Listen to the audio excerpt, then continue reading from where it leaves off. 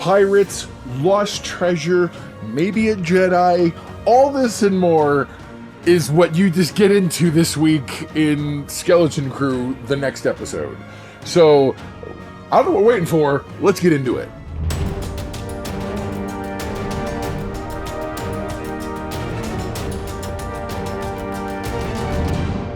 What's up, my know-it-alls? Okay, so the new episode of Skeleton Crew has dropped, and it's a pretty interesting one.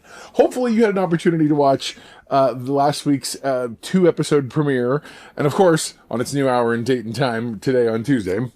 I want to make sure that you guys know you can always go down below and click anywhere you want in the timeline. We're going to have time codes there so you can jump through the entire review and whatnot. Also, don't forget to like the video, subscribe, helps the channel out. So, the kids are in the brig. They've got their new Jedi friend who turns out is the captain of the old ship. Everything we knew. It's Jude Law being what he is. And the kids assume he's a Jedi. Well, that's not true.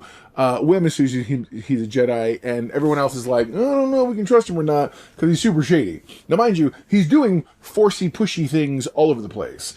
And so I get why, especially if the way they showed Wim in the very beginning, he is very enamored with everything having to do with the Jedi and everything having to do with this era, so to speak. We get a brief moment back on Aten.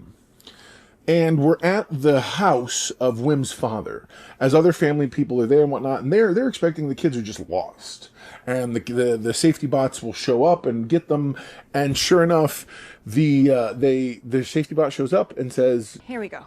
Your children are on a starship that has illegally exited the barrier." The parents freak out, like, we gotta go after them and this and that, we gotta go get them, and the robot's like, that's not allowed, and so they're like, well, we want to see the supervisor. The parents are insisting, well, can we reach out to the Republic?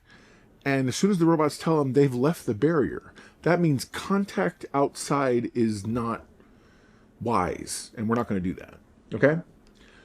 The plot thickens, and in this very episode, you will find out what is the secret of Aten. And so that's where they leave off with that. Back with the kids, they manage to, along with the help of Captain Silva, they sneak back onto their ship. Only to then tell him, what about SM-33? They got to go back for SM-33. So Silva's like, look, I'll go. You guys stay here where it's safe. Don't touch anything. I'll go. And he does. And as soon as he gets back, everyone's searching for him. Apparently his trial was coming up, and he escaped with the kids. Oh yeah. So what does he do? He goes to the droid reclamation or recycling area, and he sees one of his old guys there, and they eventually, next thing you know, he's being chased. The kids know they can't trust him, but at the same time, again, Wim's super enamored with the fact that he's very romanticized by all the stories he's read. So what happens? Dude gets back with SM-33. They're attached to a fuel line. They've got to go. They eventually hit hyperspace because he puts in his friend. His friend has a moon who can help give them directions. And sure enough, making the jump to hyperspace while attached to that giant thick fuel line. The line goes whipping back, destroys, wrecks things, things are falling, and the new captain looks at, he's just watching everything, and you can tell he's seething. He's like, put a bounty on his head, and the whole 9 yards. So, of course, bounties are happening. It's wonderful. The ride's going to take a couple hours. So he tells everybody, the kids, he's like, he makes food, which is great. The kids are all happy. They get to eat something. And so what happens is he says to them, he's like, look, it's going to be a minute. And he goes looking around the ship. Eventually they reactivate SM-33. SM-33 is suspicious of him because the kids introduce him as a Jedi. Fern's friend, who with a little visor, says to him, I don't trust you. And he's like, look, so there's some things in the galaxy you can't trust. Go with your gut. They eventually make it to this moon. They park far away and they walk the rest of the distance. Before they get there, you find out their friend has already called the cops. She called some X-Wings to come help him because he assumed that he's being called Crimson something or other. He's got a pirate name. And so she did. She's an owl person, which I'm like, okay, go with it. And so she, as soon as she lets them in, first thing she does is say, "Why are you guys all with Red Jack? What's going on? Are you okay?" So the kids express that they lost, and she's like, "Well, where are you from? I got maps to everywhere, all kinds of hyperspace maps." And they're like, "We're from Aten," and she's like, "Aten," and he goes, "I know." So she's like, "Are you serious?" And they're like, "Yeah."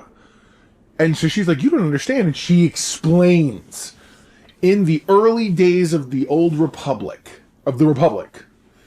there was several planets who vanished, hidden away for whatever reason, whether it's before the Empire rose or whatever else, it's not exactly murky, but the timeline's a little bit awkward. But at the end of the day, their planet was one of the ones that was lost. So she proceeds to say, "Okay, wait a minute," and they both figure out the kids are the map. She's like, "Describe anything. You talk about a barrier. What is this barrier?" And she's sitting there. She's basically playing 21 questions, eliminating things. And she manages to eliminate 99% of the planets, leaving roughly about 10,000 of them. And so the Fern's upset about it.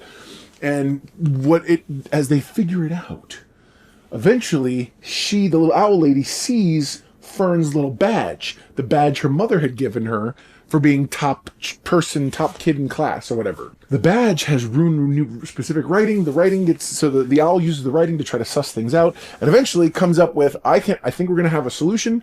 It's gonna take me a little bit to generate the thing. That's when Jack realizes this is taking a little bit. So what does he do?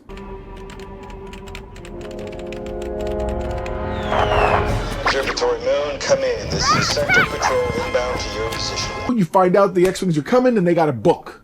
So as they're going, the Fern's little buddy stops and helps rescue, because Jack had kind of pushed the owl lady away. Books and pads and stuff fell on her, and she eventually helps her out, and she says, "What did he tell you?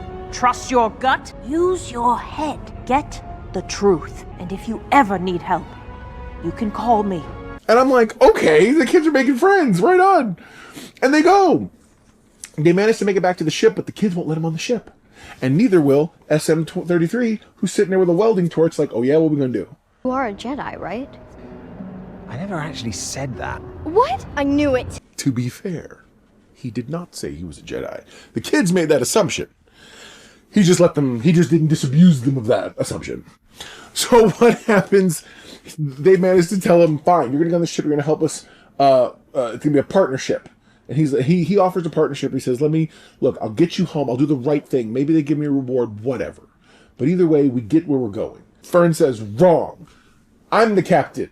"I'm the captain now." And Fern says, "You work for us." And he's like, "Okay, fine." They go on the ship, he sets everything up, and they're going, because again, this entire series continues to be a bunch of callbacks to different things, and I'm okay with that. It's nostalgia bait of the best kind, in my opinion, because they're using the nostalgia stuff to kind of go, "Hey, remember this?" But it isn't doing that. So it's different than Force Awakens. Force Awakens literally was like, we're going to repeat beats and moments. This has the kids doing a thing. There happens to be 2 gun turrets. So you have moments that do harken back to the original Star Wars. But at the same time, there's nothing inherently bad about how it's being done, especially because it's being pulled off and executed very well, in my opinion. The kids do manage to make a hit on one of the X-Wings. Meanwhile, Visor Girl has got the little key card with the coordinates ready and locked in. They managed to go. Now they've hit the hyperdrive and they're going. And that's kind of where this is where we leave off. It's a very interesting run, and of course the X-Wings land. The owl chick is like, "You let him get away," and he's like, "Where'd they go?" And she's like, "You wouldn't believe me, because these kids plan it." So let's speculate for a second. I think for sure, hands down, this planet I think it predates even the Republic before the Empire. The kids had no clue about the war. So we were right. Those of us who had guessed, if you were playing at home, and you guessed that the kids weren't going to know anything about the war, they don't. So this is literally just them trying to suss out what's happened. But they have a way to get home, and we'll see where that takes them. This adventure, I think, is going to end up leading them the whole way. Obviously, it's not the last we've seen the pirates. Clearly, I think the pirates are going to end up tracking them down to the owl chick. The owl chick's going to end up being giving up information, whatever. The pirates are going to ultimately come to Aten, I believe. Oh, we're headed. If this follows the John Wattsian 80s formula, we're headed toward a big to-do. Something to do with the pirates heading there and whatever else. And I believe we're going to end this series with most likely Aten being revealed, the New Republic discovering that it exists, and we're also going to, because remember, we still have to find out what the secret of Aten is. And I'm here for it. So the kids are speculating whether it has to do with the great work and everything else. The kids are doing a lot of the work for us, and it's great. Like, I love that. One of the things I really dig about the show is that it's telling mature or elevated storytelling with kid protagonists. And it's doing the same thing it did in the 80s. I'm not even talking nostalgia, I'm just talking cause and effect, which is those of us who are watching, we see kids, we get sucked in because we care about their well-being. I mean, let's just face it. So I'm really here for a lot of what is transpiring, and SM33 he's SM33, and I'm loving it. It's played by Nick Frost. But yeah, there you go. Now you know. Knowing half the battle, you're halfway to being know it all yourself. What's an all index for this episode? Again, trying to keep myself very, very, technically this is episode 3. I'm trying to keep myself very modest, but I'm willing to bump this up to an 8.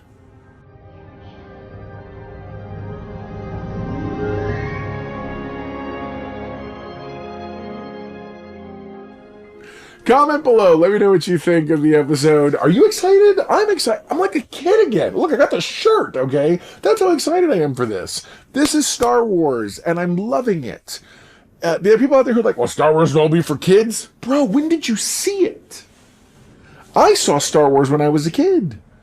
When did you see Star Wars? Comment below. Tell me when you saw Star Wars. How old were you? Let's not be curmudgeon about this, okay?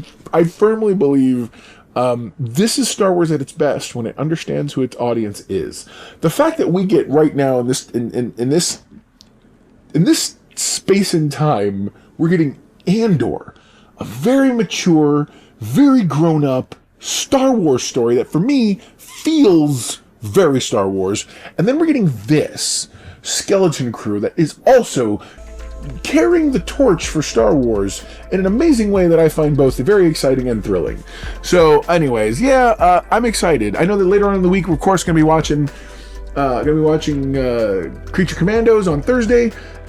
Do not miss out on that. We're also going to be doing Baby Know-It-All and I are going to be doing a 2-part Lower Decks, catching up on some episodes that we missed just because life and everything. But I can't wait to talk to you guys soon. Never forget, everyone loves a know-it-all.